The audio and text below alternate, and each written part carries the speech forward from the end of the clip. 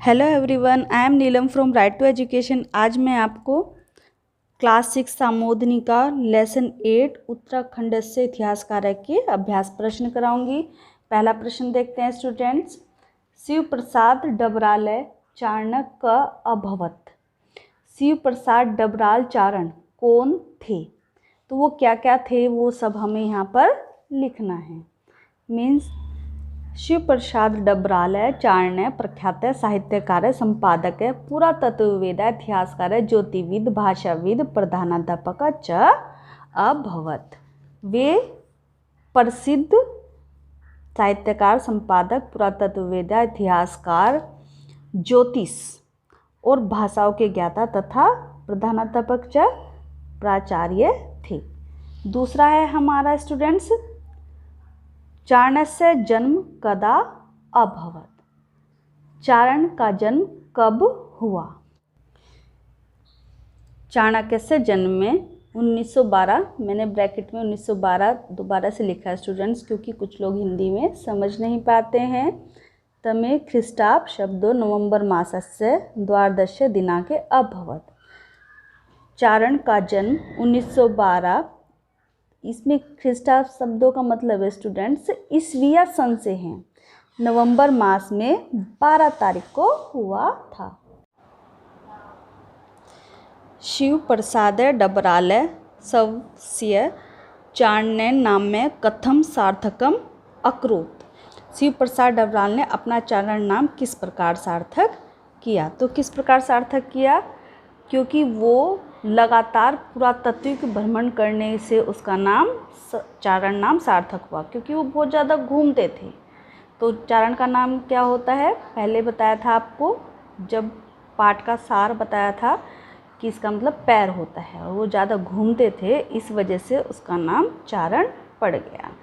ठीक है, इस प्रकार लिखेंगे।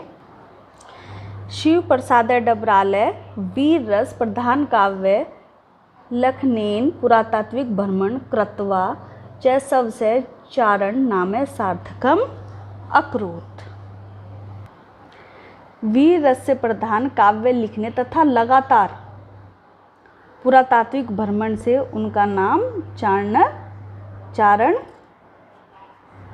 सिद्ध हुआ। अपना नाम उन्होंने क्या सिद्ध किया? चारण सिद्ध किया। नेक्स्ट है, शिव प्रसाद डबराल स्वजीवने कानि कार्याणि अकरोत्। शिव प्रसाद डबराल ने अपने जीवन में क्या कार्य किए? क्या कार्य किए? शिव प्रसाद डबराल ने अपने जीवन में अनेक काव्य नाटक लिखे, वीर वंदना नाम की पुस्तक लिखी, उत्तराखंड इतिहास लिखे और वीर गाथा का प्रकाशन किया। ये सब कार्य किए। तो इसे इस प्रकार लिखेंगे। शिव प्रसाद डबराल अनेकानेक काव्य नाटिका दीनी अलिखत। शिव प्रसाद डबराल ने बहुत से काव्य नाटक लिखे। वीर वंदना नामना अत्यंत यक्षी पुस्तिका, और बच्चों के लिए वीर अंतरिक्षा नामक पुस्तक लिखी। उत्तराखंड से इतिहास च, और उत्तराखंड का इतिहास भी लिखा उन्होंने। वीर गाथा प्रकाशन भी किया। पुरातत्विक संग्रहालय और पुस्तकालय स्थापना अकरोत्, और उन्होंने पुरातत्व संग्रहालय और पुस्तकालय की स्थापना भी की। अगला प्रश्न देखते हैं। शिव प्रसाद डबराल चारण कदा दिवंगत। शिव प्रसाद डबराल कब दिवंगत यानी कि मृत्यु को प्राप्त हुए? शिव प्रसाद डबराल चारण 1999 तमे ख्रीष्टाब्द शब्दों नवंबर मास से 24 यानी 24 दिनांक दिवंगत है। 24 नवंबर 1999 को ये स्वर्गवासी हो गए। दिवंगत का मतलब स्वर्गवासी हो गए। ठीक है स्टूडेंट्स, इस तरह से आपके प्रश्न उत्तर खत्म होते हैं। अगला प्रश्न आता है हमारा, निम्नांकित शब्दानां संधि विच्छेद अवगच्छत। आपको ये बताना है कि ये जो संधि विच्छेद है ये किस तरह से किए हैं। जैसे एव में, इसका क्या हुआ हमारा? एवं प्लस एव। ये देखिए स्टूडेंट्स, जब हम वर्ण विच्छेदन करते हैं तो कोई भी व्यंजन अपने में पूरा नहीं होता है, वो स्वर से मिलकर बना होता है। जैसे कै है तो कै अपने में व्यंजन पूर्ण नहीं है, इसमें स्वर से मिलकर बना होता है, यानी आधा क प्लस अ। तो इसी तरीके से हम लोग यहाँ देखेंगे कि जो इसका ये किस तरह से ये वाली संधि इसमें आई। जब स्टूडेंट्स ए प्लस ए मिलकर बड़ा ए बन जाता है तो ये हमारी वृद्धि संधि कहलाती है। इसमें हमारी वृद्धि संधि काम करेगी। देखिए अब यहाँ पर अ है और ये हमारा ए है और ये हमारा क्या बन गया है, यहाँ पर बड़ा ये ए बन गया, तभी तो एवमेव आया। म पूरा बन करके ये अ इसमें आकर के ये ए की मात्रा ऊपर चढ़ गई है, तो ये हमारा क्या हो गया, एवमेव।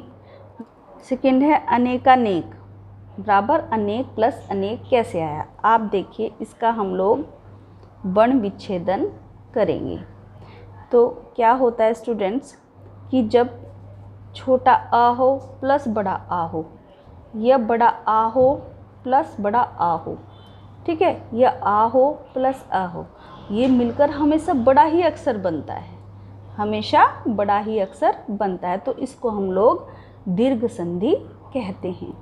अब आप ये देखिए यहाँ पर ये जो है क अ है यहाँ पर, प्लस यहाँ पर भी क्या है, अ है, दोनों हमारे स्वर हैं, तो जब हम इसको मिलाएंगे अ प्लस अ भी हमारा आ ही बनेगा, क्योंकि ये हमारी दीर्घ है। दीर्घ का मतलब बड़ा, यानी कि बड़ा ही अक्षर आएगा, तो इसमें हमारा बड़ा ही अक्षर आएगा। इसका इन दोनों का मिलाकर अ को आ बन जाएगा, तो आ बनेगा तो इसकी मात्रा जो है इस पे एक डंडा बन के आ जाएगा। ये देखिए इसी तरह से अनेकानेक बना है आपका, देखिए अनेकानेक, यानी कि जब आप इसको खोलेंगे तो ये क प्लस आ में आएगा, ठीक है, क्योंकि ये आ था हमारा, अ प्लस अ बनकर हमारा आ हुआ है और इसलिए अनेकानेक बन गया है हमारा अनेक प्लस अनेक से, ये हमारी दीर्घ संधि हुई।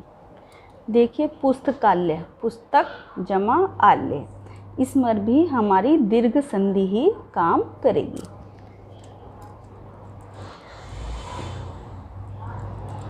इसमें देखिए यहाँ पर ये क हमारा जब हम इसका वर्ण विच्छेदन करेंगे तो आधा क प्लस आ से मिलकर बना है, ठीक है, ये आ गया इसका लास्ट अक्षर और दूसरे का पहला अक्षर प्लस आ, तो बराबर हमारा आ आएगा, यानी कि दीर्घ संधि होगी हमारा, इसमें पुस्तकालय हो गया यहाँ पर, ठीक है, यानी कि ये क प्लस आ है यहाँ पर, ये अक्षर है जो, ये हमारी दीर्घ संधि हुई स्टूडेंट्स, ठीक है। अगला देखते हैं हम लोग, भूतकालीन क्रियापदानां सूची निर्माण कुरुते। जिस तरह से ये हमारे अभवन और अभवत दोनों के दोनों हमारे भूतकालीन शब्द हैं, इसी तरीके से आपको अपने मन से कोई भूतकालीन शब्द बनाने हैं, ठीक है स्टूडेंट्स, और वो ही हमें यहाँ पर लिखने हैं। जैसे अभवन है, इसका मतलब हुआ हुए हैं, हुए हैं मतलब हुए हैं का मतलब कि भूतकालीन में हो गया ये, और इसी तरीके से हमें सूची का निर्माण करना है। तो मैं ये एक शब्द लिख देती हूँ यहाँ पर, अर्चयत, ये आपकी बुक में से ही लिया है मैंने स्टूडेंट्स, अर्चयत, इसका मतलब होगा यहाँ पर रचना की, यानी कि रचना हो चुकी है, ये भी भूतकालीन काम है। एक इसमें मैंने लिया है आसीत, आसीत का मतलब थे, ये भी भूत हो गया है, मतलब थे, बीत चुका है जो। अब अगला है अभवत, इसमें भी हमें भूतकालीन जो बीत चुके हैं ऐसे ही शब्द लेने। अभवत का मतलब ये भी हुए से ही हैं स्टूडेंट्स, ठीक है। और मैंने क्या लिया इसके साथ, अकरोत, आपकी चैप्टर में से ही लिए हैं। अकरोत का मतलब है किया, कोई भी काम किया, ठीक है।